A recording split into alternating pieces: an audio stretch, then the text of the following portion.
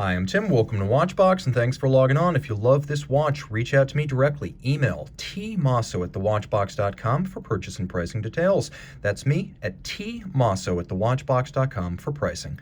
Today, we're discussing a Patek Philippe Flyback Chronograph Annual Calendar Multi-Complication in Platinum, launched at Baselworld in 2013. This is the Patek Philippe 5960P-016, 40.5 millimeters in platinum. You know it's a platinum Patek because it has the top Vesselton diamond, brilliant cut between the lugs at 6 o'clock. It's a fluid, lithe, and sexy case, and as you can see, not too thick, measuring 14 millimeters in thickness. It's reasonable considering the complications. We'll talk about those in a minute. 49.2 millimeters lug-to-lug with a 21 millimeter spacing between the lugs, and a lovely and lustrous black dial. When the original 5960 arrived in 2006, it was platinum. It was mechanically identical to this watch in most regards, and it was very handsome, but the mono counter, also known as the bullseye at 6 o'clock, was polarizing. Well, by making it monotonous, or literally monotone, the same color as the dial, Patek Philippe cleaned up the look and took their watch upscale, if not in price, certainly in appearance. Now, throwing it on my wrist, 16 centimeters in circumference, you can see it's a big watch, but it's not oversized. I'd call it more like full-sized. It's definitely not traditional, though, with a relatively thick profile and a substantial lug-to-lug dimension. I would wear this watch on a wrist no smaller than 14.5 centimeters circumference, maybe 14 at the smallest if your wrist is oval rather than round. Mine is oval, and you get a sense of how it fits over the top, down the barrel, and surprisingly it does fit underneath the cuff. The sloped case flank rather than the thickness takes care of that. It's a thick watch, but it's also a slippery case flank. Now, taking a quick look, the watch features a substantial strap, alligator leather on the top, large rectangular scale, monotone stitch, a little bit of bolstering to add some volume, a sheer cut showing the layers of leather, and then you can see on the bottom, calf skin, and this is a brand new Patek Philippe strap in outstanding condition. The watch features a platinum clasp. That's important because not every watch in platinum today features a platinum clasp. So Patek Philippe doing right by its buyers.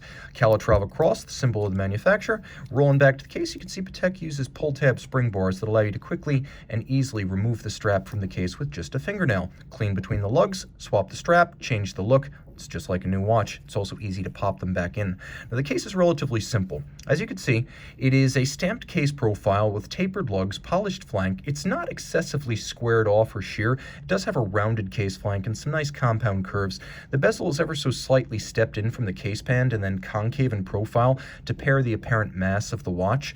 And then the pump pushers are traditional, and there is a Calatrava cross push down 30 meters water resistant. You can see the little cross on the crown. The watch is a flyback chronograph, so you can see we have hours and minutes on one register, coaxial at 6 o'clock, and then a flyback chronograph hand. Reset and restart with one push of the reset trigger. That's the advantage of a flyback. We have a power reserve indicator. 55 hours is the maximum. We have a little indicator on the mono counter. That is silver for daytime. So, for example, right now you know you are looking at 10 a.m. And you know that because the little indicator is silver. When it turns blue, you know you're looking at 10 p.m. And that is to tell you it's night. When the indicator is blue, you do not use these pusher adjusters to change the calendar. It is an annual calendar, and a lovely one. Patek invented the annual calendar in 1996, so this is their complication. Taking a quick look at the registers, Patek had the outstanding good taste to use black registers for the day, the date, and the month on a black dial, and the aperture-style calendars make this watch particularly easy to read at a glance. Now, because it does have a loomed dial and it is automatic, I consider it a sports watch. It is just not a highly water-resistant sports watch. The indices, as well as the hands, are made of solid gold, 18 karat, and while the watch does not feature running seconds, thanks to the vertical clutch, the engagement is seamless with no jump, and the vertical clutch lets you run the chronograph full-time. So if you just want to have chronograph hours, minutes, and seconds full-time, you can do that by leaving the chronograph on. It's not going to create any problem mechanically for the watch, and though it does not have hacking seconds, by using the chronograph seconds hand as your second, you can synchronize using the flyback complication. Turn it all over, caliber 28, 520. It's an impressive movement.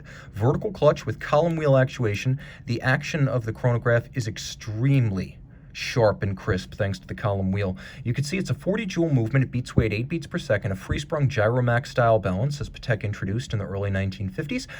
It does feature a 6-position adjustment, one more than a standard chronometer, and it uses a Spiromax silicon anti-magnetic hairspring of Patek's own design. Ceramic rotor bearings are used at the center to minimize maintenance and improve efficiency, and the rotor is a unidirectional winder, again with a 45 to 55 hour power reserve.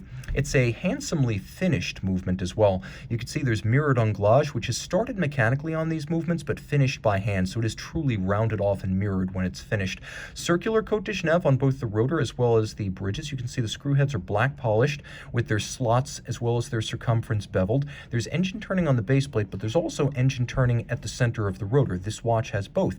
All of the wheels feature satination, and the timepiece is incredibly handsome. This is a good-looking watch on both sides, and technically you're getting a lot of complication. AM/PM indicator, flyback chronograph, annual calendar, automatic winding, power reserve indicator, and possibly the most attractive ever version of the long-running and super popular 5960.